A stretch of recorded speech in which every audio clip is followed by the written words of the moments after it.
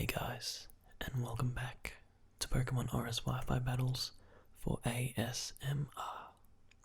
We're going to mix things up this week. We have two very nice battles with a subscriber, SinnohGreen, who has his own channel.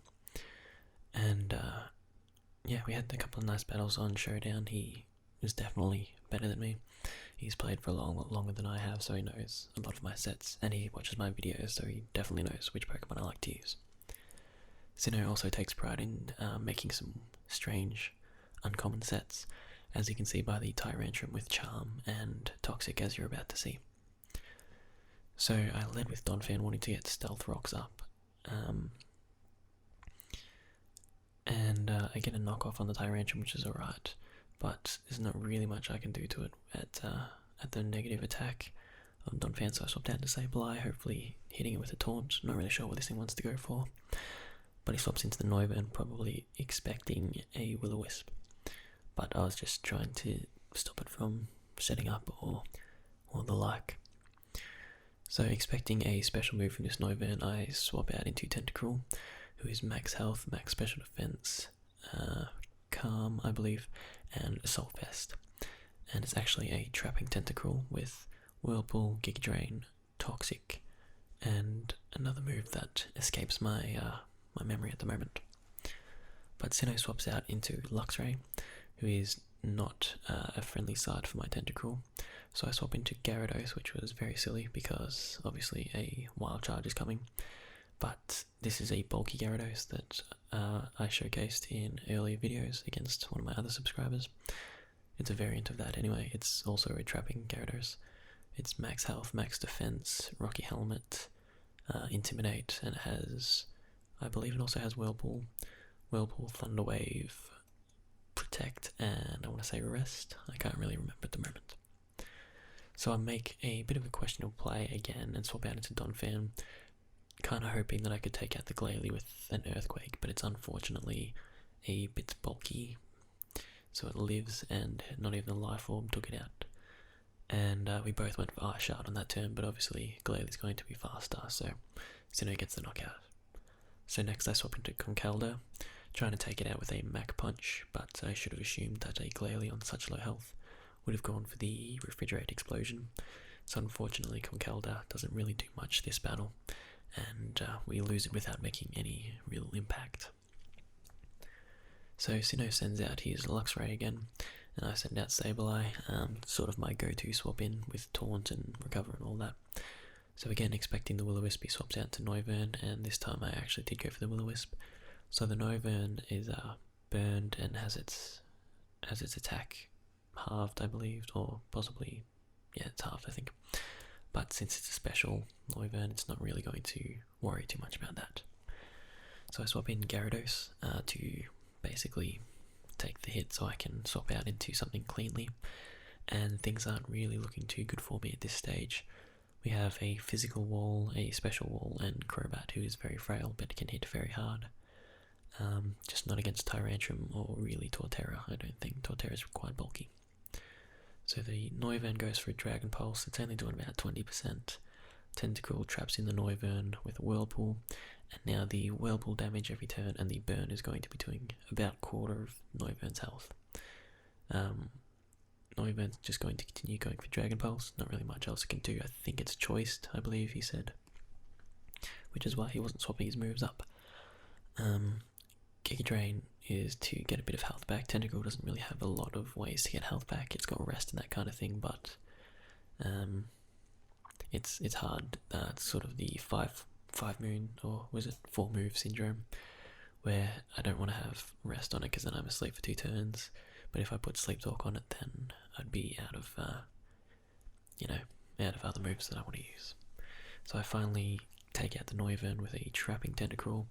Luxray takes out Tentacruel with Wild Charge. Nothing really wants to swap in on a Wild Charge from the Luxray, which actually hits a lot harder than I thought it would. Gonna swap in Sableye here, aiming to get a Will-O-Wisp off. But I believe actually I go for the foul play here, which is why the Luxray was able to outspeed me and get more damage off. Sableye took the Wild Charge pretty well there, whereas intimidated Luxray could nearly one-shot bulky Gyarados I guess due to the 4 times weakness. So even though bulky Gyarados is quite bulky, it's not bulky against the wild charging Luxray. So expecting the Shell Smash, I went for a taunt on the Torkoal, but he predicted that and just went straight for the attack, which was definitely enough to take out my Sableye. So we're down to Crobat versus 3 Pokemon, and the best move I can go for here is Cross Poison to avoid taking Brave Bird recoil damage, and Bug being resisted by basically 2 of his last 3 Pokemon. So I'm continually going for the Cross Poison. Crobat hits really hard, Choice Banded. The Torkoal, I believe, goes for Fire Blast. I'm not sure if it had another attacking move or if he was taking it easy on me, which he does in the next battle, as you'll see. But I do manage to take out the Torkoal, and Crobat's sitting at 19% health, and Sinnoh has a Torterra and a very strange Tyrantrum set. So he obviously sends out Tyrantrum since there's not a lot I can do against it, even with Cross Poison. It's going to be resisted, still does about 20% damage, which is pretty good.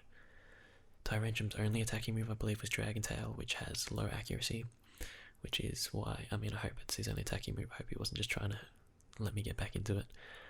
But he does actually finally make the hits with Dragon Tail there and takes out my Crobat. So that was our first battle. Sinnoh is a very good battler. He's got a lot more experience than I do. But unfortunately he also knew my sets, which was a bit of an advantage for him when I didn't really know his sets. So this time I've got a slight variation on my team. We have Umbreon instead of the Tentacruel, because I do like Umbreon as a special wall. Again, he leads with his Tyrantrum. I believe I hit in with a U-turn there, and Sableye is going to take the Charm, which isn't going to bother me because Sableye is not an attacker. It uses Foul Play. This time I go for Taunt, expecting the Toxic, and luckily for me, he actually did go for the Toxic that turn. He was probably expecting me to go for a Will-O-Wisp, but either way, now this Tyrantrum can't really do anything to me except Dragon Tail, which I probably should have thought about because I swap out here. I kind of expected him to swap, I believe, and he's just going to Dragon Tail my Crobat straight back out, and it does a fair bit of damage. I'm assuming it's probably max attack, but I'm not too sure. It's a very uncommon set. So Umbreon gets dragged out here, and he's kind of just stalling out taunt turns, trying to get his Charm or Toxic back up. I'm going to Intimidate it with Gyarados, and if he wants to Dragon Tail me, he's going to take some damage from Rocky Helmet, which is really the only thing I could have done that turn. Umbreon's not going to get a lot of damage off. So now the Tyrantrum is untaunted. It can go for Toxic or Charm, which I believe he does go for the Charm, as my Conkeldurr gets its Flame or Burn, and it's got boosted attack thanks to Guts. So I go for the knockoff, trying to get rid of the Tyrantrum's leftovers, or anything that wants to swap in. He's going to continue to lower my attack, and I believe I go for a Drain Punch. No, Facade. Probably expecting the swap again, or just trying to see how much damage it would do. With very diminished attack though, it's not really much I can do. And so I'm just going to go for the Drain Punch, which actually does a fair bit, and I get a fair bit of health back, which is alright. As Tyrantrum goes for the Stealth Rock, which is going to be a problem for my Gyarados and my Crobat. But I do have Donphan the Rapid Spinner, so that should be fun. Not wanting him to get any free damage up on me, I basically take it out with a Mach Punch. And Conkeldurr is at a reduced attack stat, so he's not looking too good for the next Pokemon coming in, which turns out to be a Choice Band Unpheasant. And Sinnoh goes for Fly, I believe, against Conkeldurr, which I swapped out into Gyarados to get the Intimidate, which turned out well for me since it was Choice Band.